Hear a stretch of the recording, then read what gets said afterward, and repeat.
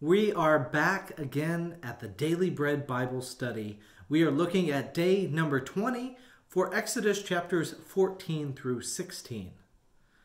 Today we will see that it is difficult to escape from slavery in Egypt, but it is even more difficult to trust in God.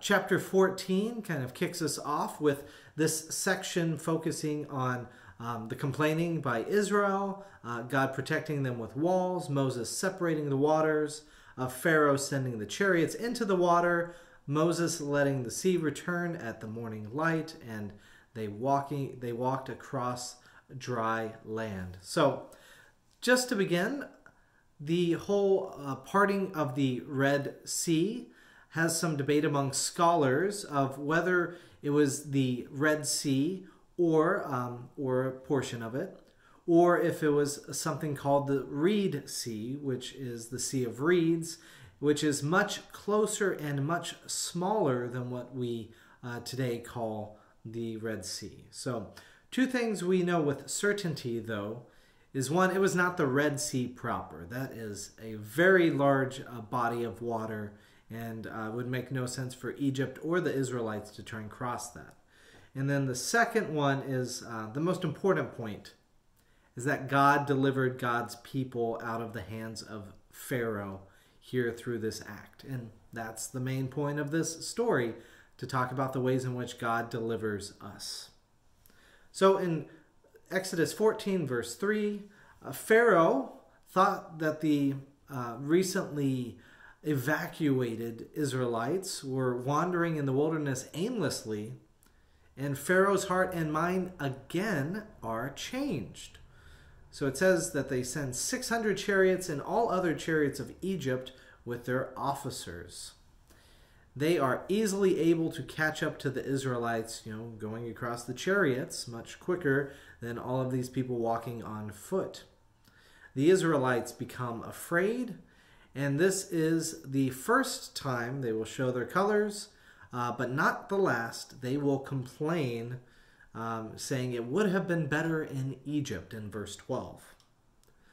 Is it not the very thing we told you when in Egypt? Let us alone and let us serve the Egyptians, for it would have been better for us to serve the Egyptians than to die in the wilderness. Harsh words. Moses reassures them. And he talks about God's plan for crossing the Red Sea in verse 16. And then the pillar of cloud comes to protect them from the Egyptians. Now Moses lifts up his hands, and God uses a strong east wind to divide waters and create dry land.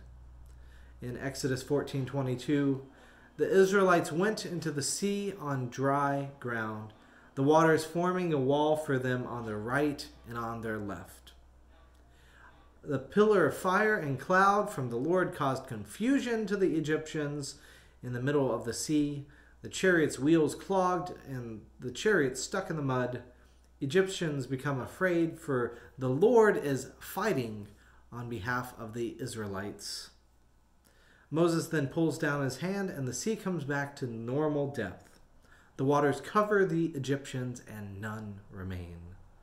The summary of what God did is that God saved Israel that day. So in Exodus 14:30, thus the Lord saved Israel that day from the Egyptians, and Israel saw the Egyptians dead on the seashore. Israel saw and feared the Lord and his servant Moses. So that's great. It's time to celebrate, and that's exactly what chapter 15 is.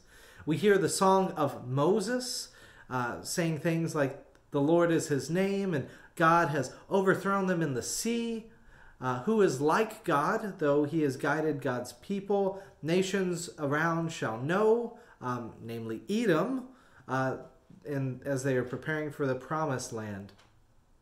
Miriam danced, and the three children of Amram, so Aaron, Moses, and Miriam, are all there celebrating together. In Exodus 15, verse 20, then the prophet Miriam, Aaron's sister, took a tambourine in her hand, and all the women went out after her with tambourines and with dancing. And Miriam sang to them, saying, sing to the Lord, for he has triumphed gloriously. Horse and rider has been thrown into the sea. This is a song of celebration and will be recounted in song throughout the history and the worship of the people there in the temple. So now, the truth is, after all of this celebration, that these people have experienced slavery for their whole lifetime, for multiple generations. And they don't have the safety of the structures in Egypt, even though they were oppressive. So they've got no stable food supply, no stable water supply. They are about acquiring property, but man, they need some guidance to manage it. How do they mediate disagreements that they have between one another? And they really need some clear rules, some boundaries to help guide them. They have a need for God to be with them, because the blessings always flow from God, and especially those who are obeying God. So everything depends upon willingness to follow in God's ways. So what happens? Well, they wander into the wilderness 3 days. The water is bitter to drink and not good. And the name of the place is Marah, which is actually the name that Naomi will change herself to after her husband dies, before Ruth promises to go with her. In Ruth chapter 1, verse 20, she says to them, "No longer call me Naomi, but call me Marah, for the Almighty has dealt bitterly with me." So here at the place called Marah, the bitter waters, what's going to happen? Well, Moses at the tree, he makes the waters sweet. And this is a fitting metaphor for the waters of freedom instead of slavery, right?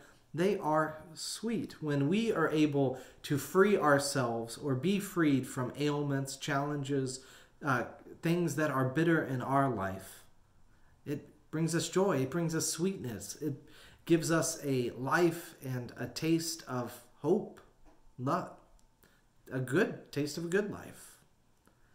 For us as Christians, that's what happens in the waters of baptism, that the bitterness of life is transformed into the abundant life of Jesus.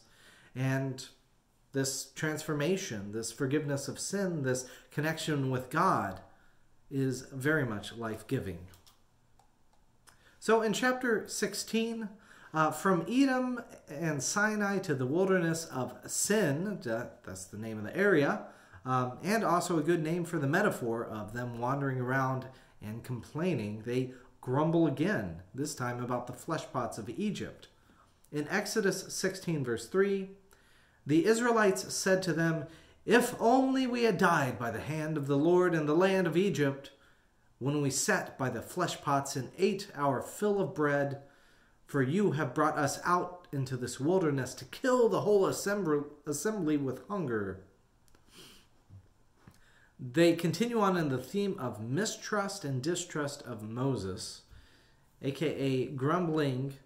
And it should be noted that the grumbling is not against the messenger, who is Moses. The grumbling is in fact against the Lord. So the blessing that God has is that God still provides. Even in the midst of grumbling or complaining, God still provides for us, just as God did there by blessing them with what's called manna. So this manna, this bread from heaven, there's many, stories about this as well too. And manna, this thing that, what is it? It's manna, right?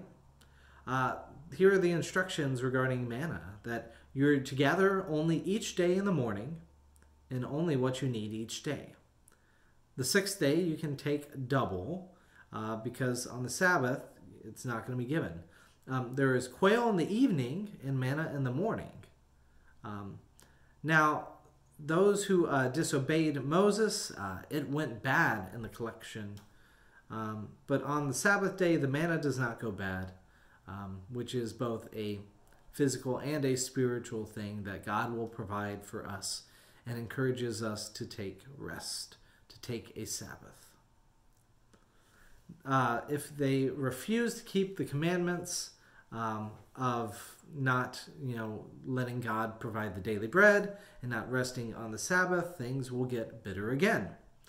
So manna, it says in verse 31 of chapter 16, was sweet like honey.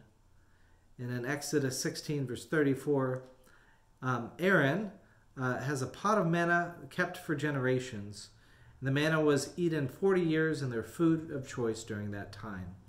In Exodus 16, verse 34 through 35, as the Lord commanded Moses, so Aaron placed it before the covenant for safekeeping. And the Israelites ate manna 40 years until they came to a habitable land. And they ate manna until they came to the border of the land of Canaan. So even in the midst of our grumbling, our ways in which that we look to God and see that we're still broken, may we be willing to trust God. May God be able to rescue us from any slavery we have imposed upon us. May God be able to rescue our mentalities from the slavery of the pain that we deal with or the brokenness that we inhabit, the brokenness around us or this world as well too. May we know that there is hope, that there is life, and when we follow God, that there will be sweetness and blessing waiting.